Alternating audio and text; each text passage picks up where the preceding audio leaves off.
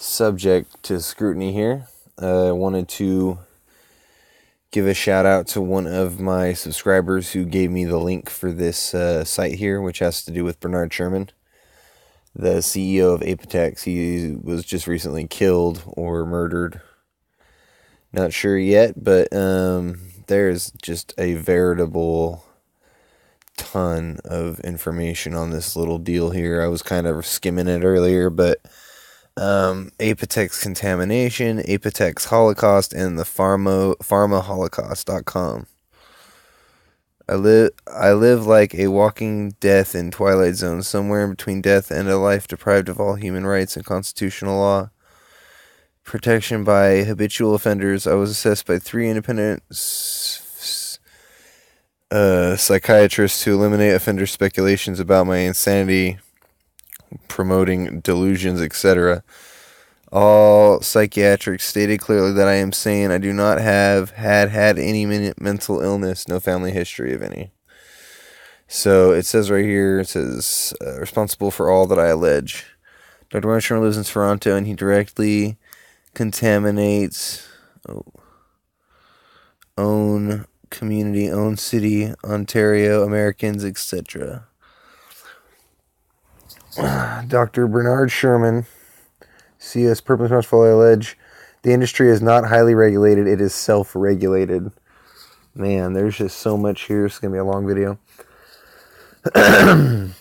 Branch of the criminal code duty occurred in a wanton and or reckless manner. Apotex exposed me to the most horrifying experiences imaginable. They mirrored every depiction of hell. Wow, this guy's coming out hot. System is cooperating with criminal cooperation instead of focusing on criminal cooperation, which in horrible manner impacts all sick people. Company was preventing creation of any medical records related to employees' side effects associated with products exposure. Company terrorized by many means anyone/other employees voicing concerns about issues with safety and quality of the products. 554 lots rejected in 2 years. Apotex philosophy was to antagonize everyone against everyone, to keep employees weak, fragmented, unorganized, not able to question anything. Safety, lack of protection, absence of safety data shifts maybe. Production of unknown products, not calibrated, invalidated equipment and systems, adverse product side effects, prevent employees from complaints to authorities, etc. Documents/notes can not be lost/misplaced or not maintained in the pharmaceutical company industry unless you do not generate any or purposely lose them. What about good documentation practices? ? Due to introduction of dangerous products, all employees in quality department, all in sanitation, all in management department, all operators, technicians, all in maintenance department, and so on left the company, and company was not able to recruit qualified candidates. This situation created total collapse of compliance with any and all of the GMP, SOP, and safety regulations. I'm assuming those are the people who regulate them, I'm guessing. To great extent, absence of qualified responsible personnel. Company's big financial problems, expansion, legal liabilities, pending process of approval of new products, exhausted/collapsed company's financial fluidity, and prevented company from supply of base items, toilet paper, gloves, eye protection, protective uniform, masks, you name it, etc. These processes were conducted on not approved equipment and in manufacturing area not approved for such operations. Many products were under extensive formulation and development stages. In confidentiality, Apotex was, is, and will conceal and manipulate data and under-report info concerning products. In secrecy, we did work on formulation and develop of almost all key products/brands present on the market. Solid dose. As all operators and other personnel, I got massive exposure to unidentified products. Exposed to chemicals and processes, company criminally concealed names, nature of processed products, company product without regulatory permits, and it just goes on and on and on. I'll read the bullet points. As I stated before, my yearly communications, I worked almost exclusively one-night shifts without any supervision management. During my period of employment on nights, we manufactured most of the products. In all cases of significant problems with equipment processes, I was ordered to call my manager. On one occasion, I called my manager on the beginning of his employment. He was very decent, knowledgeable, cooperative individual until Apotex turned him into a piranha. As soon as he arrived, I insisted that he goes with me into the manufacturing. He refused to comply for any reason. Eventually, after a long discussion, all petrified, he followed me. What he witnessed made on him profound impact. Right after that experience, he moved his office from RFS department into the main offices building. He never again entered the manufacturing area. I had to prompt him on emails to act to provide a list of some protection for me and the operators technicians. After a long time, excuses manager agreed up the issue with top executives at Apotex. Talking about my concerns, Excuse announced to him that all supplies are personally ordered by Dr. B. Sherman, CEO, and he personally refused to purchase any safety/personal protection equipment, PPE. Man, this guy was really hated. I mean, and it just goes on and on and on. Hundreds of lawsuits. I've done some other research, but here's some adverse side effects to the drugs that they're pushing out. No regulations.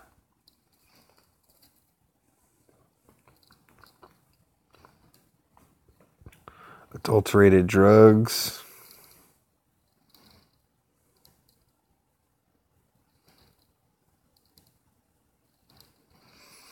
It says infiltrated and prevented all key government administrative structures in the shadow of Apotex influence. Those institutions failed own missions, unfulfilled own duties, legal such moral obligations, their own mandates. Under government institutions, regulators watch protection and criminal cooperation for so many years. Apotex was allowed to commit rape on Canadian Constitution, labor laws, human rights, commit crimes against humanity, pharmaceutical terrorism. This is something fundamentally wrong and against socially acceptable values in democratic society of ours. That's kind of a fallacy, but whatever. It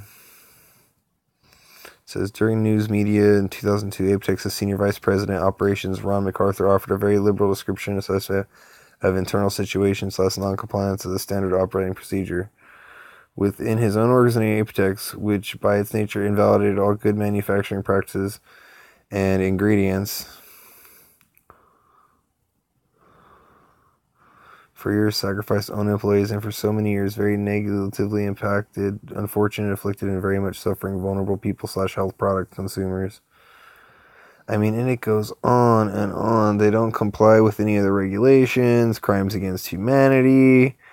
I mean, I don't really feel bad for this guy getting murdered now, but the question is why and who?